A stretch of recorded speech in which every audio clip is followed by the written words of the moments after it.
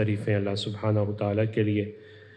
बारगाह रिसालत में आप सल्लल्लाहु अलैहि वसल्लम में तवातुरन नज़राना अक़ीदत व महब्बत व एहतराम पेश करने के बाद आज जिस पहलू पर हम कलाम करेंगे वो है उम्मत का आलमी इम्तिहान, ईमान, इस्तिकामत और बसीरत का सब्र। चूँकि उम्मत मुस्लिमा के जो असल क्राइसिस हैं वो पॉवर्टी उसका क्राइसिस नहीं है, बल्कि जो फेथ का कोलैप्स है, ऑनर का कोलैप्स है, विज़न का कोलैप्स है, ये असल में वो क्राइसिस हैं कि जिन पर हमें तवज्जो देने की इनफरादी तौर पर भी बहुत ज़रूरत है। आदाद व शुमार के लिहाज से ये बात मुसल्लम है कि इस्लाम क्रिश्चियनिटी के बाद दुनिया का सबसे बड़ा मज़हब है, लेकिन देखा जाए तो इस वक्त कुल दुनिया की आबादी में 29% मुसलमान हैं और 57 इस्लामी ममालिक मौजूद हैं। मुसलमानों की मजमूई तादाद वो 1.5 अरब से मुतजावज़ है और ये भी एक मुसल्लमा हकीकत है कि अक़वाम आलम के मुकाबला में मुसलमानों का रकबा और वसाइल के एतबार से फ़ौक़ियत वो भी मुसल्लमा है। मुस्लिम ममालिक के ज़ेर नगीं जो रकबा है वो तकरीबन 9 करोड़ मुरब्बा मील से तजावुज़ कर चुका है, इतना बड़ा रकबा। और दुनिया भर का 70% तेल वो मुसलमानों के पास है और 25% ज़री ज़मीन मुसलमानों के पास है। रेकोडिक के ज़खायर मुसलमानों के पास, जिससे ये बात ज़ाहिर होती है कि जितनी मादी मटेरियल पावर इस वक्त मुसलमानों के पास है, आज से पहले इतनी ताकत मुसलमानों के पास मौजूद नहीं थी। मगर ये भी एक तलख़ हकीकत है कि इस वक्त उम्मत मुस्लिमा जिस तनज़्ज़ुली, इन्हितात, ज़बूहाली, ज़वाल और पस्ती का शिकार है, पहले अदवार के मुसलमान शायद इसका तसव्वुर भी नहीं कर सकते थे कि इतना हम डिग्रेड हो जाएंगे और हमें इतना डिवैल्यू कर दिया जाएगा। ये तसव्वुर शायद पहले मौजूद नहीं था। आलमी दहशतगर्द यहूद व नसारा जब चाहे किसी इस्लामी मुल्क पर चढ़ दौड़ते हैं और अक़वाम मुत्तहिदा समेत सभी मुँह तकते रह जाते हैं। और इससे भी ज़्यादा अफसोसनाक बात यह है कि मुस्लिम ममालिक के सरबराहान मुस्लिम ममालिक पर होने वाले जुल्म के ख़िलाफ़ एक लफ्ज़ बोलने की भी जुर्रत नहीं करते, बल्कि ज़ालिम के इशारे अबरों पर रक़्सा रहते हैं। गज़ा के हालात सबके सामने हैं। अमेरिकन सरपरस्ती में इसराइली दरिंदे जुल्म की हर हद पार कर चुके हैं और अपने मज़ालिम छुपाने के लिए हमें भी डिट्रैक कर दिया गया है और साथ ही साथ ये डंडोरा उल्टा पीटा जा रहा है कि शायद मुसलमान टेररिस्ट हैं। इसी तरह हमारा दुश्मन भारत पहलगाम जैसे वाक़या की आड़ में कई दहाइयों से कश्मीर के मुसलमानों पर जबर व तशद्दुद कर रहा है और अब पाकिस्तान पर भी जंग मुसल्लत करने के दरपे है। निजी तौर पर इंडिविजुअली भी अगर हम अपना जायज़ा लें तो हमारे हालात कोई इतने इत्मीनान बख्श नहीं हैं। हम अपनी ज़िंदगियों में अमन और सुकून की दौलत से महरूम हैं, चारों तरफ से मसाइब व आलाम में घिरे हुए हैं। ऐसा में हमें कुछ सोचना है कि हमारी इस ज़बूहाली और इस जो तनज़्ज़ुली का सबब क्या है। तो सबसे पहली बात तो ये है कि हमें इस पहलू पर सोचना है। अफ़सोस की बात यह है कि हमारा विज़न बड़ा महदूद हो गया है। हम अपनी ज़ात के दायरे से बाहर नहीं निकलते, अपने मफाद से बाहर निकल कर नहीं सोचते। हम अगर हमारी फैक्ट्री ना चले, हमारी दुकान ना चले, हमें सौदा सलफ़ सही ना मिले तो हमें बहुत परेशानी होती है, लेकिन एक तरफ उम्मत का सौदा हो जाए तो हमें कोई परेशानी नहीं हो रही। हमारा विज़न बहुत छोटा है। अपनी ज़ात से बाहर निकल कर इस्लाम के बारे में, मुसलमानों के बारे में, कुरान के बारे में, निज़ाम कुरान के बारे में सोचना बहुत मुश्किल है। कभी हमने सोचा कि तनज़्ज़ुली और ज़बूहाली का सबब क्या है? बेशुमार अफराद तो ये सोचने की उनके पास फ़ुर्सत ही नहीं होती, और जो अगर सोचें भी तो हमारी सोच ज़ाहरी असबाब तक महदूद रहती है। हमारा तज्ज़िया यही कहता है کہ چونکہ ہم مادی اعتبار سے پیچھے رہ گئے ہیں، ہمارے پاس چونکہ معاشی وسائل نہیں ہیں، ہمارے پاس چونکہ اقتدار کی قوت نہیں ہے، ہم چونکہ پاور کوریڈور میں نہیں آتے، تو شاید اس وجہ سے ہم آج انحطاط کا شکار ہیں۔ تو حضرت علامہ اقبال نے امت کے اس دکھڑے کو بڑی دیر پہلے بیان بھی کیا، اور اقبال ایک ایسا شخص تھا جس کو اللہ تعالیٰ کے فضل سے امت کا درد بھی تھا، اور انہوں نے درد کا کسی حد تک مداوع کرنے کی بھی کوشش کی ہے۔ اقبال سے پوچھا گیا کہ امت کے درد کا سبب کیا ہے، اور جو پوچھنے والا تھا وہ بھی مٹیریلزم کا داعی تھا، تو مٹیریلزم کا داعی ظاہر ہے اس حد تک ہی سوچ سکتا ہے جہاں تک وہ ہے کہ شاید مسلمانوں کے پاس اس وقت اقتدار نہیں ہے، اس وقت ان کے پاس مادی وسائل نہیں ہے۔ یہی سوچ لے کر اس نے حضرت اقبال سے سوال کیا، اور حضرت اقبال نے جواب دیا، کہا اگرچہ زر بھی ہے جہاں میں قاضی الحاجات، مگر جو فقر سے ہے میسر تونگری سے نہیں ہے۔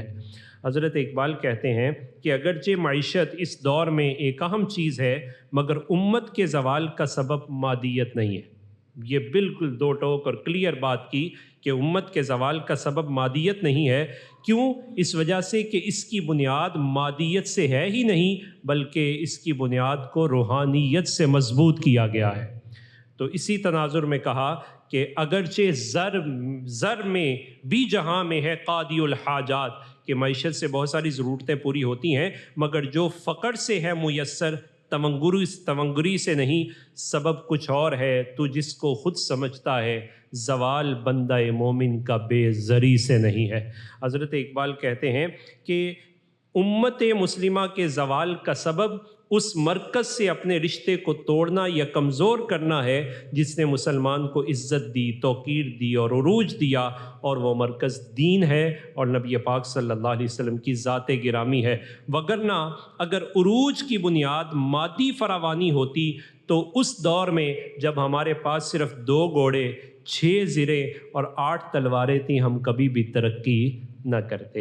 اقبال پھر کہتے ہیں اگر جہاں میں میرا جوہر آشکارا ہوا ہے، اس نے کہا اگر کسی کو معلوم پڑا ہے کہ مسلمان کون ہے، میرا جوہر جو آشکارا ہوا ہے تو کلندری سے ہوا ہے، تونگری سے نہیں، کہ میرا اللہ اور اس کے رسول کے ساتھ رشتہ مضبوط ہوا تو تب لوگوں نے جانا کہ میں کون ہوں، اس سے پہلے تو مجھے کوئی جانتا بھی نہیں تھا۔ سادہ لفظوں میں بات کریں تو یوں تھی کہ جب تک بکے نہ تھے کوئی پوچھتا نہ تھا، اور تو نے خرید کر ہمیں انمول کر دیا، اور میرے ہاتھ میں تھا جب تک میرے نبی کا دامن، میرے پاؤں چومتی تھی یہی گردش زمانہ۔ تو جب ہمارے ہاتھ سے یہ نکل گیا تو ہم اپنی تاریخ بھی بھول گئے۔ صحابہ کرام کی کیفیات کیا ہیں کہ آج جو مادی وسائل ہمارے پاس موجود ہے، ذرا ان کی کیفیات دیکھیں۔ صحابہ نے جس کھجور سے سحری کی اسی کھجور کو چوس کر افطاری بھی کی ہے۔ مادی وسائل تو بظاہر موجود نہیں تھے۔ حضرت سیدنا امیر حمزہ رضی اللہ تعالیٰ عنہ اور حضرت مصعب بن عمیر اسلام میں آنے سے پہلے مادیت کے اتنے مضبوط تھے کہ مصعب بن عمیر جو خوشبو ایک مرتبہ لگا لیتے اور جو لباس پہن لیتے اسے دوبارہ نہیں پہنتے تھے۔ اتنے مادی مٹیریل اعتبار سے اتنے مضبوط اور مستحکم تھے جناب مصعب بن عمیر رضی اللہ تعالیٰ عنہ، اور جب اسلام میں آئے تو جام شہادت نوش کیا تو پہننے کے لیے تو دور کی بات، کفن کے لیے پورا کپڑا بھی موجود نہیں تھا۔ سیدنا امیر حمزہ رضی اللہ تعالیٰ عنہ حضرت مصعب بن عمیر کو ایک چادر میں کفن دیا گیا، مگر اس وقت ہم نے ترقی کی۔ آج دیکھیں تو ان حالات میں ترقی بھی ہے، اور اتنی ترقی ہے کہ اس وقت کی سپر پاور کے خزانے مسجد نبوی کے صحن میں ڈھیر کر دیے جاتے تھے۔ اور اس وجہ سے اقبال نے کہا تھا نوجوان مسلم تدبر بھی کیا تو نے، وہ کیا گردو تھا تو جس کا ایک ٹوٹا ہوا تارا ہے، تجھے اس قوم نے پالا ہے آغوش محبت میں، کچل ڈالا جس نے پاؤں میں تاج سرے دارا۔ حضرت اقبال اس پہلو پر توجہ دلاتے ہوئے جناب عمر رضی اللہ تعالیٰ عنہ کی ان کیفیت کی طرف بھی لے کے جاتے ہیں کہ اس وقت مادی وسائل ہماری گٹی میں ہے ہی نہیں ہے، یہ تو ایک ٹول ہے، اس سے مضبوطی تو آ سکتی ہے، لیکن اصل مضبوطی ہمارا ایمان ہے، ہمارا اللہ تعالیٰ پر توکل ہے، نبی پاک صلی اللہ علیہ وسلم کے ساتھ ہمارا مستحکم رشتہ ہے۔ جب یہ کمزور ہوتا ہے تو پھر کمزور بھی ہم پر غالب آ جاتے ہیں، اور جب یہ مستحکم ہوتا ہے تو وقت کی سپر پاور بھی ہمارے قدموں میں ہوتی ہے۔ جناب عمر رضی اللہ تعالیٰ آپ نے ایک موقع پر کہ جب جابیہ کے مقام پر آپ پہنچے تو آپ نے موزے پہنے ہوئے تھے تو آگے پانی آ گیا، تو آپ نے وہ موزے چونکہ بیت المال کے تھے تو ان کو اتارا اور اتار کے کندھے پہ رکھ لیا۔ جب کندھے پہ رکھا تو جناب ابو عبیدہ بن جراح رضی اللہ تعالیٰ نے جو سپہ سالار تھے، تو ابو عبیدہ بن جراح امین ھذہ الامہ، نبی پاک صلی اللہ علیہ وسلم نے فرمایا میری امت کا سب سے امین ابو عبیدہ بن جراح ہے۔ اور یہ ابو عبیدہ بن جراح وہ ہے کہ جناب عمر کہا کرتے تھے کہ اگر مجھے اللہ کی بارگاہ میں کوئی درخواست کی اجازت ملے کہ کچھ مانگنا چاہو تو کیا مانگوں؟ کہا جن بندوں کو میں مانگوں ان میں سے ایک ابو عبیدہ بن جراح ہے۔ تو یہ ابو عبیدہ بن جراح رضی اللہ تعالیٰ عنہ جناب عمر رضی اللہ تعالیٰ سے کہنے لگے کہ موزے تو پاؤں میں پہنے جاتے ہیں تو کندھے پہ تو نہیں رکھے جاتے، یہ قوم دیکھے گی اور کہے گی یہ ان کے خلیفہ ہیں کہ انہیں تہذیب سے آشنائی بھی نہیں ہے کہ انہوں نے موزے کندھے پر رکھے ہوئے ہیں۔ جب یہ بات جناب عمر رضی اللہ تعالیٰ عنہ نے سنی تو سننے کے بعد فرمایا ابو عبیدہ بن جراح اگر تیرے علاوہ کوئی اور ہوتا تو پھر بات اور ہوتی، لیکن تیرے لیے بات یہ ہے، اور پھر ساری امت کو پیغام دے دیا، کہا انا کنا اذل قوم فاعزنا اللہ بالاسلام، بے شک ہم ذلیل ترین افراد تھے، اللہ نے ہمیں عزت عطا فرمائی ہے تو اسلام کی وجہ سے عطا فرمائی ہے۔ ایک تو یہ بات بیان کر دی کہ ہم مادی وسائل پر بھروسہ نہیں کرتے، مادی ترقیوں پر اور مادی اور ظاہری چیزوں پر نہیں دیکھتے۔ آج تو نوالا زمین پر گر جائے تو اٹھا کے کھانا مشکل ہوتا ہے، تو سپر پاور کے سامنے کندھے پر یہ موزے رکھ لینا یہ عمر کی شان ہے۔ یہ تہذیب کی ترقی ہے، تہذیب کا عروج ہے، اور اپنی تہذیب کے ساتھ پیار ہے، اور وہ جو انفیریٹی کمپلیکس جس کا آج ہم شکار ہو گئے ہیں یہ اس سے نکلے ہوئے لوگ تھے، اور جب انہوں نے اسلامی تہذیب اور مال غنیمت کی حفاظت کو یوں پیش کیا تو کہا ساتھ پیغام دے دیا مادی وسائل نہیں، ہماری ترقی اور ہمارے عروج کی ایک ہی بات ہے اور نبی پاک صلی اللہ علیہ وسلم کی شریعت ہے، وہ ہماری دیانت ہے، وہ ہماری امانت ہے۔ جناب عمر رضی اللہ تعالیٰ نے پھر اگلا جملہ کیا کہا؟ فرمایا فَمَهْمَا نَطْلُبُ الْعِزَّةَ لِغَيْرِ مَا أَعَزَّنَا اللَّهُ بِهِ أَعَزَّنَا اللَّهُ۔ اے ابو عبیدہ بن جراح یہ بات سن لو، جب تک ہم اسی دین کے ساتھ رہے اللہ عزت دے گا، جس دن دین کو چھوڑ کے کسی اور سے عزت تلاش کرنا چاہیے اللہ ہمیں ذلیل فرما دے گا۔ یہ جناب عمر رضی اللہ تعالیٰ نے بڑا مختصر سا فارمولہ بیان کیا، اور یہ امت کے عروج و الزوال کے اسباب کا اگر خلاصہ سمجھا جائے تو وہ خلاصہ بھی یہی ہے کہ عزت، کامیابی، کامرانی کا مدار اللہ تعالیٰ کی ذات اور اللہ تعالیٰ کے عطا کردہ دین، اور اس پر بھروسہ ہے، اس پر عمل ہے۔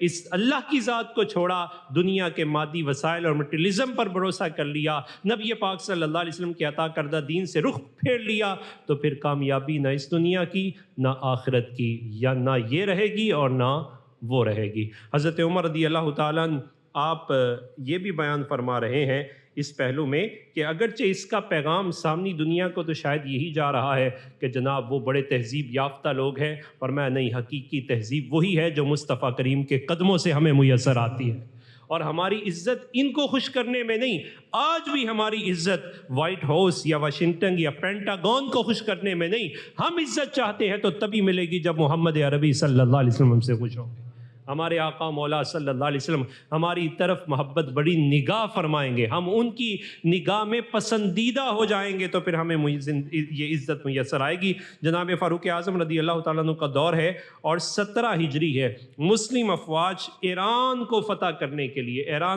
کرنے کے لیے یہ اس وقت کی سپر پاور ہے۔ یوں سمجھیے کہ جس طرح اس وقت پاور کوریڈور میں امریکہ اور چائنا سامنے کھڑے ہوئے ہیں اور باقی سارے ان کے ہینڈلرز یا فیسیلیٹیٹر بننے کا کردار ادا کر رہے ہیں، اس وقت کیسرو کسرا بڑی طاقتیں تھیں۔ جناب عمر خود مدینہ میں رہے، اور جناب عمر رضی اللہ تعالیٰ عنہ نے ایک لشکر جناب موسیٰ اشعری رضی اللہ تعالیٰ عنہ کی قیادت میں روانہ کیا، تو تستر کا گورنر جس کا نام ہرمز تھا وہ مسلمانوں کے خوف سے قلعہ بند ہو گیا، محصور ہو گیا، اس نے اپنے آپ کو قید کر لیا، جناب ابو موسیٰ اشعری رضی اللہ تعالیٰ نے بڑے دن اس کا محاصرہ کیا، بالآخر ان کو عزیمت کا سامنا کرنا پڑا اور بات یہاں تک پہنچی، وہ کہنے لگا میں آپ سے بات نہیں کرنا چاہتا، میں آپ کے امیر سے بات کرنا چاہتا ہوں۔ فرمایا وہ تو وہاں نہیں آ سکتے، تو کہنے لگا مجھے وہاں پہنچانے کا انتظام کیجئے۔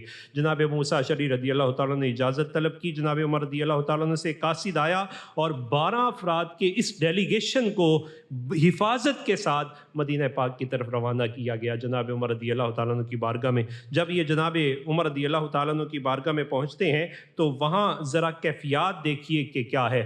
یہ گورنر ہے تستر کا، اور جس عالم میں یہ یہاں سے چلا ہے اس کی کیفیات یہ ہیں کہ پورے کا پورا وہ مادی لباس اس کے پاس موجود ہے، سونا چاندی پوری طرح اس نے پہنا ہوا ہے، پوری شان و شوکت کے ساتھ۔ جب مسجد نبوی میں پہنچے تو وہاں پہنچ کر یہ بھی حیران ہے اور اہل مدینہ انہیں دیکھ کر حیران ہے۔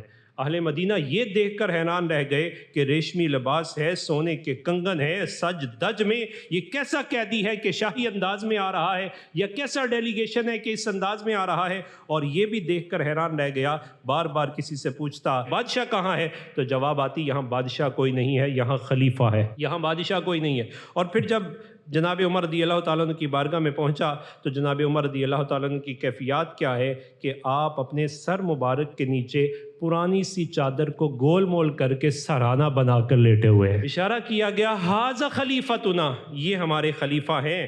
جب اس نے دیکھا تو ورطہ حیرت میں مبتلا ہو گیا، ہکا بکا رہ کے سوال کرنے لگا اما لہ حاجب ولا حارس، وہ جناب ان کے گارڈ کدھر ہے، ان کی حفاظت کرنے والے، ان کے نگہبان کدھر ہیں؟ بتایا گا اللہ حارسہ حتی یأتی علیہ اجلہ، اللہ خود ان کی حفاظت فرماتا ہے چونکہ یہ اللہ کی مخلوق کی حفاظت فرماتا ہے۔ حضرت عمر رضی اللہ تعالیٰ جب بیدار ہوئے تو آپ نے دیکھا کہ وہ ہرمز سامنے کھڑا ہے، تو آپ نے پھر یہ کلمات کہے الحمدللہ الذی اذل ھذا وشیعتہ بالاسلام، ساری تعریفیں اللہ کے لیے ہیں جس نے اسلام کے ذریعے مسلمانوں کو عزت دی ہے اور مخالفوں کو ذلیل کر دیا ہے۔ بتایا عزت ہے تو اسلام کے ساتھ ہے۔ پھر جناب عمر رضی اللہ تعالیٰ نے اس سے پوچھا کیف رأیت الذی صنع اللہ بکم، آج جو تمہاری حالت ہے اس کے بارے میں تمہارا کیا خیال ہے، کیا کہنا چاہتے ہو؟ تو ہرمز نے کہا یا معشر العرب کنتم وانتم علی غیر دین، اس نے کہا ہماری اس وقت حالت کیا ہے اور تمہاری حالت اس وقت کیا ہے، یہ دونوں کیفیات اگر مجھ سے پوچھتے ہو تو سنو۔ یا معشر العرب، اے اہل عرب، کنتم وانتم علی غیر دین، کہ جب تک تم نے اسلام قبول نہیں کیا تھا تو نتعبدکم ونقدیکم ونقتلکم، تو تم ہماری نظر میں بدترین حالت میں تھے، گھٹیا ترین درجے پر تھے۔ جب ہم تمہیں چاہتے اپنا غلام بنا لیتے، جب چاہتے تمہیں قتل کر دیتے۔ وکنتم اسواء الامم عندنا حالا واخصها منزلۃ، اور تمہاری کوئی حالت نہیں تھی، ہم جیسی پالیسیاں چاہتے تھے تم پر مرتب کر دیتے تھے۔ فلما کان اللہ معکم لم یکن لاحد باللہ طاقت، مگر جب اسلام قبول کرنے کے بعد تمہیں اللہ تعالیٰ کی مدد مل گئی تو رب سے مقابلہ کرنا کسی کے بس کی بات نہیں۔ یہ ہرمز کہہ رہا ہے، اسی لیے اب تمام دنیا کی طاقتیں تمہارے سامنے ڈیر ہیں۔ بعد میں حضرت ہرمز، یہ پھر حضرت ہرمز بن گئے، انہوں نے اسلام کو قبول کر لیا، اور ہرمز مسلم فوج کے ساتھ طویل لڑائی کے نتیجے میں اسی بات پر پہنچا جس کی تفسیر قرآن، جس کی وضاحت قرآن مجید فرقان حمید کی آیہ مبارکہ کرتی ہے۔ ان ینصرکم اللہ، اگر اللہ تعالیٰ تمہاری مدد فرمائے، فلا غالب لکم، تو پھر تم پر کوئی بھی غالب نہیں آ سکتا۔ وَإِن يَخْذُلْكُمْ فَمَنْ ذَا الَّذِي يَنْصُرُكُمْ، اور اگر وہ تمہیں بے سہارا چھوڑ دے تو کون ہے جو اس کے بعد تمہاری مدد کرے؟ فَعَلَى اللَّهِ فَلْيَتَوَكَّلِ الْمُؤْمِنُونَ، اور ایمان والوں کے پاس تو ایک ہی بات ہے کہ انہیں اگر توکل کرنا چاہیے تو اللہ تعالیٰ کی ذات پر توکل کرنا چاہیے۔ ذرا اس آیہ مبارکہ کے تناظر میں دیکھیے کہ یہ آیت ہمیں پہلے جملے میں بتاتی ہے ان ینصرکم اللہ، کہ میٹریلزم تمہارے لیے سب کچھ نہیں ہے، تمہارے پاس جو ہے وہ ڈیوائن بیک اپ ہونا چاہیے کہ اگر ظاہری اسباب ختم بھی ہو جائیں تو ایمان کی روحانی طاقت تمہارے پاس موجود ہونی چاہیے، اور جب ایمان کی طاقت تمہارے پاس موجود ہوگی تو پھر کسی بھی اعتبار سے تم میدان جنگ میں سے یا میدان عمل میں سے راہ فرار اختیار نہیں کرو گے۔ لیکن اگر صرف بھروسہ مادی وسائل پر ہوا، انحصار اسی پر ہوا، تو پھر جب یہ ختم ہو جائے گا تو تم بھی بظاہراً اپنے آپ کو ختم ہی سمجھو گے، بلکہ میدان میں جانے کی قوت بھی تمہارے اندر پیدا نہیں ہوگی۔ اور ساتھ ہی اس آیہ مبارکہ میں یہ پہلو بھی ذکر کیا گیا، فَلَا غَالِبَ لَكُمْ، اگر اللہ تمہارے ساتھ ہو تو تمہاری شکست ممکن نہیں ہے۔ یہ آیت امت کے دل میں اسٹریٹجک کانفیڈنس پیدا کرتی ہے اور ساتھ ہی ساتھ اپنے مشن پر پورا ٹرسٹ کرنے کا درس دیتی ہے، اور انسانی امت مسلمہ کو کرج کرتی ہے کہ جب دنیا سازشوں، پابندیوں اور پروپیگنڈا سے کام لے تو تمہیں کام لینا چاہیے تو اللہ کی مدد سے کام لینا چاہیے۔ اللہ تعالیٰ کے ساتھ تمہارا رشتہ مستحکم مضبوط ہونا چاہیے۔ فَمَنْ ذَا الَّذِي يَنْصُرُكُمْ، کہ کیسا عجیب ایک سوال اٹھایا ہے کہ کیسی عجیب بات ہے کہ اگر تمہیں سارے چھوڑ بھی دیں، سارے مقابل آ جائیں، اللہ تمہارے ساتھ ہو، تو کافر کہہ رہا ہے تمہیں شکست نہیں دی جا سکتی۔ اور اگر اللہ نے تمہیں چھوڑ دیا اور ساری دنیا کے مالی اسباب بھی تمہارے پاس آ گئے تو اللہ کا مقابلہ وہ نہیں کر سکے تو تم کیسے کر سکو گے؟ تو ان کیفیات کو قرآن مجید فرقان حمید کے آخری الفاظ، اس آیت کے آخری الفاظ کے اس مفہوم میں بھی ذکر کیا گیا، وَعَلَى اللَّهِ فَلْيَتَوَكَّلِ الْمُؤْمِنُونَ، کہ توکل کا انقلابی پیغام ہمیشہ اپنے پاس رکھو کہ توکل صرف جذباتی سہارا نہیں ہے بلکہ ایک مضبوط نظریاتی بنیاد ہے کہ جو انسان کو اللہ سبحانہ تعالیٰ کے ساتھ جوڑے رکھتی ہے، اور جو اللہ پر بھروسہ کرتا ہے پھر اللہ تعالیٰ بھی اس کو مایوس نہیں فرماتا۔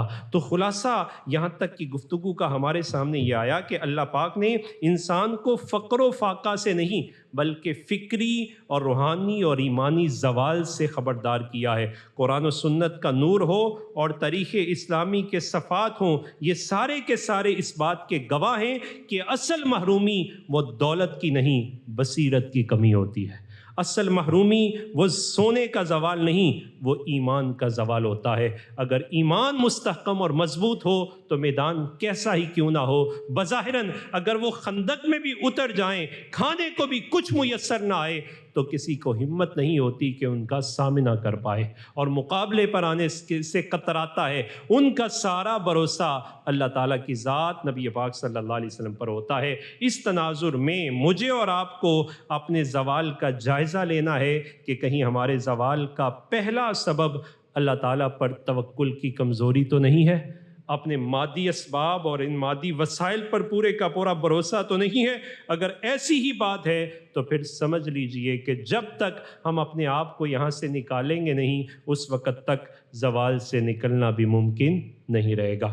دوسرا سبب جو قرآن مجید فرقان حمید نے یہاں خاص اس پہلو کو ذکر کیا کہ کفار کے ساتھ دوستی، کہ جب اپنوں کو چھوڑ کر پرایوں اور دشمنوں کو اپنا دوست سمجھنا شروع کر دیں تو پھر بھی مسلمان زوال سے نکل سکتا نہیں ہے۔ قرآن مجید فرقان حمید میں رب تعالیٰ سورہ نساء میں فرماتا ہے، ان الکافرین کانوا لکم عدوا مبینا، کہ بے شک کافر وہ تو تمہارے کھلے دشمن ہیں۔ اور دوسری جگہ ارشاد فرمایا، لَتَجِدَنَّ أَشَدَّ النَّاسِ عَدَاوَةً لِلَّذِينَ آمَنُوا الْيَهُودُ وَالَّذِينَ أَشْرَكُوا، سورہ مائدہ آیت نمبر 82، فرمایا کہ تم ضرور لوگوں میں سے سب سے زیادہ اپنی دشمنی میں گوڑا پاؤ گے ان کو جو یہودی ہیں اور وہ لوگ کہ جو مشرک ہیں۔ مسلمانوں کو کون فرما رہا ہے؟ اللہ، کہ یہودی تمہارے دشمن ہیں، مشرک تمہارے دشمن ہیں، سب سے زیادہ تمہاری دشمنی ان کے سینوں میں ہے۔ اور تیسرے مقام پر فرمایا، یا ایھا الذین آمنوا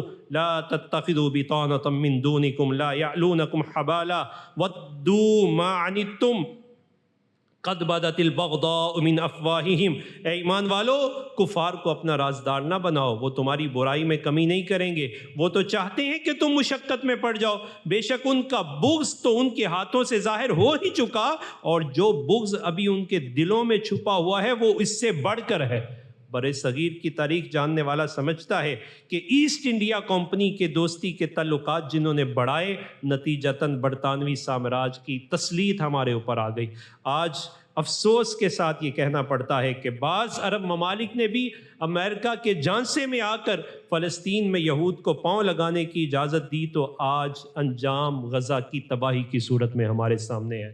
مگر افسوس یہ ہے کہ آج بھی ہمیں اس معاملے پر تشکیک ہے کہ یہود و نصارہ کو اپنا دشمن سمجھ کر خدائی نصیحت پر عمل کرنے کی بجائے ان کے دست نگر بن گئے ہیں، انہیں اپنے ملجا و ماوا سمجھتے ہیں۔ نتیجہ یہی ہے کہ جو دشمن کو اپنا دوست سمجھتا ہے وہ کبھی بھی کامیاب نہیں ہوتا ہے۔ اور یہ دشمن کو دوست سمجھنا یہ صرف وربلی نہیں ہوتا کہ مطلب ہم اپنی ریاست یا اپنے حکمرانوں کو یہ کہہ دیں کہ انہوں نے دوست بنایا ہوا ہے۔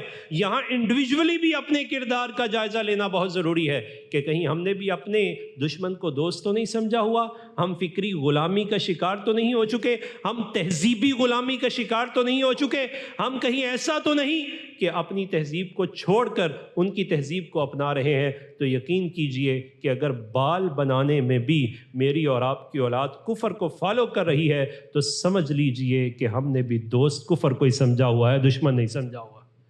کبھی بھی دشمن کی تہذیب کو نہیں اپنایا جاتا، کبھی بھی دشمن کے طور طوار اور طریقوں کو نہیں اپنایا جاتا، بلکہ تو یہ سادہ سی بات ہے، اپنوں سے دشمنی ہو جائے تو کہتے ہیں میں یہ کام نہیں کروں گا، یہ تو دشمن نے کیا ہے۔ تو جس کو اللہ اور اس کا رسول ہمارا دشمن کہے، کیا ہمیں اس کی تہذیب کو اپنانا چاہیے؟ اقبال نے یہی بات کی تھی کہ خاص ہے ترکیب میں قوم رسول ہاشمی، کہ ان کی ترکیب تو بالکل جداگانہ ہے، انہیں ان کو فالو نہیں کرنا، انہیں تو لیڈنگ پوزیشن پر اللہ تعالیٰ نے رکھا ہے، دوسروں کو انہیں فالو کرنا چاہیے، انہیں کسی دوسرے کو فالو نہیں کرنا چاہیے۔ مجھے اور آپ کو یہاں اپنا جائزہ لینا ہے اور اپنے آپ کو یہاں سے نکالنے کی کوشش کرتے ہوئے اس پہلو پر توجہ کرنی ہے کہ ہم فکری غلامی کو اپنا چمکتا تاج سمجھ رہے ہیں۔ دینی غیرت کو دقیانوسیت تعبیر کیا جاتا ہے۔ آج ایمان کی استقامت کی بات ہو تو کہتے ہیں نہیں یہ تو فنڈامنٹلزم ہے، یہ تو کہتے ہیں کہ جناب یہ تو ایکسٹریمزم کی بات ہو رہی ہے، یہ تو شاید انتہا پسندی نہ ہو جائے۔ تو سمجھ لیجئے اگر ہم اس مقام پر پہنچ چکے ہیں، نکلنے کا راستہ اگر ہم نے تلاش نہ کیا تو اقوام کی بات تو دور، ہم افراد کے طور پر بھی زبوں حالی سے نکل نہیں سکتے۔ اس تناظر میں آج کے مسلمان کو یہ بھی سوچنا ہے کہ ہم اکنامک پریشر کی بات ہو یا سوشل انسیکورٹی کی بات ہو یا انٹلیکچوئل کنفیوژن کی بات ہو، تو یہ ساری کی ساری ایسی چیزیں ہیں کہ ہماری آنے والی نسل ایمان پر ان کو ترجیح دیتی ہے۔ تو جب ایمان پر یہ چیزیں ترجیح پا جائیں تو پھر انحطاط قوم کا مقدر بن جاتا ہے۔ ہمارا نوجوان سوشل میڈیا انفلوئنسر کے ذریعے رنگین بیانیے جو ہوتے ہیں ان میں گم ہو جاتا ہے، نیو لبرلزم کے قریب جاتا ہے، ان کے پرفریب وعدوں کو اپنے لیے کامیابی سمجھ لیتا ہے۔ پوسٹ ماڈرنزم کا دور چل رہا ہے اور اس کے فریب میں آ کر ہم ریلیجیس ایڈنٹی اپنے آپ کو مسلمان اور راسخ مسلمان کہتے ہوئے بھی کتراتے ہیں کہ کہیں ہمیں کوئی یہ نہ کہہ دے یہ تو ایکسٹریمزم کی بات ہے، اور یہ کہتا ہے میں تو سیدھا سادہ سا مسلمان ہوں، میں تو ایسا مسلمان ہوں۔ اپنی مسلم شناخت اپنے چہر پر سجانے سے بھی مسلمان بھائی ڈرتا ہے۔ یہ نوجوان نسل اپنی تہذیب اور اپنے کلچر، اپنے لباس سے اس طرح محبت نہیں کرتی جس طرح ایک مسلمان کو محبت کرنی چاہیے تھی۔ ہم اسپرچولی جو ہماری شناخت ہے، روحانی شناخت ہے، اس سے ناآشنا ہو رہے ہیں، کٹتے چلے جا رہے ہیں۔ فکری استحصال اور روحانی بیزاری نے ہمیں اتنا بے حس کر دیا ہے کہ ہم ظلم کو اپنی آنکھوں سے دیکھ بھی رہے ہوتے ہیں، لیکن اس کے باوجود بھی بائیکاٹ کی بات آ جائے تو ہم کشمکش کا شکار ہو جاتے ہیں۔ ہم سمجھتے ہیں پتہ نہیں کرنا بھی چاہیے یا نہیں کرنا چاہیے، اور پھر اخلاقیات ہم پر یوں مسلط ہوتی ہیں کہ ہم مورلی یہ سمجھتے ہیں کہ ہمیں نیوٹرلزم کا شکار ہونا چاہیے، ہم تو نیوٹرل رہنا پسند کرتے ہیں۔ وہ بھئی یہ ہمارا کام نہیں ہے، یہ تو ریاست کا کام ہے، یہ تو اقوام کا کام ہے۔ اقوام تب بنتی ہیں جب افراد اچھے ہوں، اگر افراد اچھے نہ ہوں تو پھر اقوام بھی اچھی نہیں ہوتی، اور امت مسلمہ کا ہر فرد وہ قوم ہے اور یہاں ملت کے مقدر کا ستارہ ٹھہرتا ہے.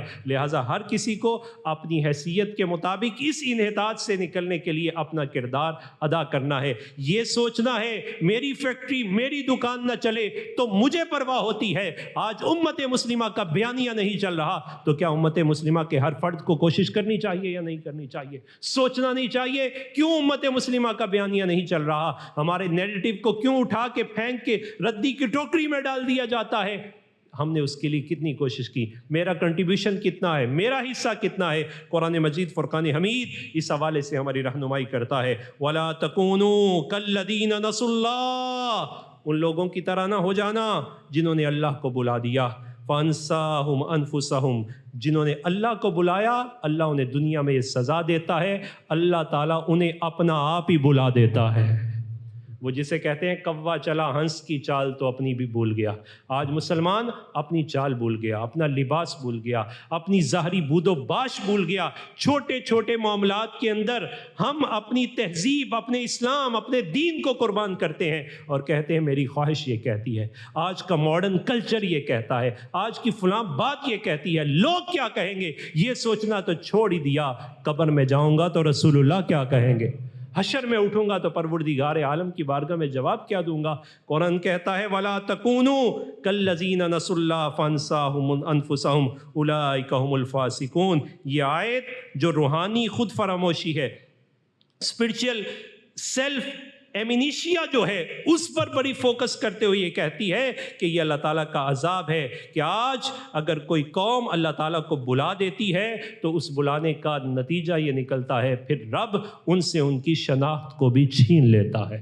وہ انحطاط کا شکار ہو جاتے ہیں. آج صرف مسجد سے ہماری دوری نہیں ہے کہ ہم یہ سمجھے کہ ہم مسجد سے دور ہیں، ہم تعلیم کے میدان میں بھی دور، ہم تعلیم کے ساتھ ساتھ معیشت کے میدان میں بھی دور، اخلاقیات کے میدان میں بھی دور، اور سارے کے ساری ان چیزوں میں اگر ہم ماڈل بنانا چاہتے ہیں تو ہمیں تو قرآن کو بنانا چاہیے تھا. ہم قرآن کو ماڈل ہی نہیں بناتے. اپنی دنیا بہتر کرنے کے لیے ہم سب کچھ چھوڑ کر دور دراز کے ملکوں میں چلے جاتے ہیں، لیکن ہماری نوجوان نسل اپنی دنیا و آخرت کو بہتر کرنے کے لیے اپنے گھر کے طاق میں پڑے ہوئے قرآن سے جڑتی نظر نہیں آتی. قرآن کو ہم نے چھوڑ دیا. وہ زمانے میں معزز تھے محض مسلمان ہو کر، اور ہم خوار ہوئے تارک قرآن ہو کر. اس انحطاط سے نکلنا ہے تو اپنے فطرت، مقصد حیات، ذمہ داری اور وقار کو پانے کے لیے ہم سب کو کوشش کرنا ہوگی. اسی تناظر میں آخری پیغام یہی ہے. یہ اس آیت کا یہ بھی نکلتا ہے کہ اللہ پاک کے ذکر سے جو غفلت ہے وہ دلوں کو زنگ آلود کر دیتی ہے، اور اس زنگ آلودی کو ختم کرنے کے لیے انسان کو اللہ کا حق ضرور دینا چاہیے. ابھی یہ جو عشر ہمیں اللہ تعالیٰ پیداوار دے رہا ہے تو اس پیداوار میں سے اللہ کا حق ادا کرنا یہ عشر کہلاتا ہے. جب کوئی بندہ اللہ کے حق سے مالی بخل کرتا ہے تو پھر نتیجہ کیا نکلتا ہے؟ ظاہری سبب تو شاید سنتاس کا معاہدہ بنے، لیکن حقیقت میں اس پر پیاس کو مسلط کر دیا جاتا ہے. اس کے پاس ڈیوائن بیک اپ نہیں رہتا. ڈیوائن بیک اپ تبھی آئے گا کہ جہاں اپنی کوشش کرتا ہے وہاں اللہ کی مدد کو بھی اپنے شامل حال کرے. لہٰذا مال کی بھی زکوٰۃ دیجیے، اور جو پیداوار آپ کو اللہ عطا فرمائے اس کا بھی عشر ادا کیجیے.